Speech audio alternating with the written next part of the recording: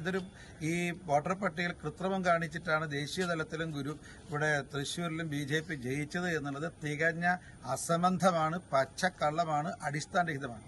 ഞാനിപ്പോൾ ഇവിടെ വന്ന സമയത്ത് ഇവിടെ മുനിസിപ്പൽ തെരഞ്ഞെടുപ്പിന് വേണ്ടിയിട്ട് ഇവിടുത്തെ 13-ാം വാർഡിൽ കെട്ടിടേയില്ല.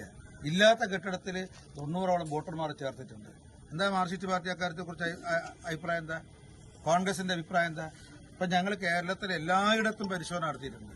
നമ്മുടെ പഞ്ചായത്ത് മുനിസിപ്പൽ കോർപ്പറേഷനിൽ ഭാരതീയ ജനതാ പാർട്ടിയുടെ വിജയം ഇല്ലാതാക്കാൻ മാർക്സിസ്റ്റ് പാർട്ടിയും കോൺഗ്രസും ചേർന്ന് നമ്മുടെ വോട്ടർ പട്ടിക അട്ടിമറിച്ചിരിക്കുക.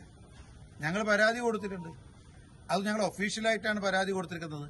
ഞങ്ങൾ ആരോപണം ഉന്നയിക്കുക മാത്രമല്ല, കൃത്യമായിട്ട് ഇലക്ഷൻ കമ്മീഷനെ കണ്ടിട്ട് ലെറ്റർ പേഡിൽ ഞങ്ങളുടെ ഉത്തരവാദപ്പെട്ട നേതാക്കന്മാർ പോയി പരാതി കൊടുത്തിട്ടുണ്ട്.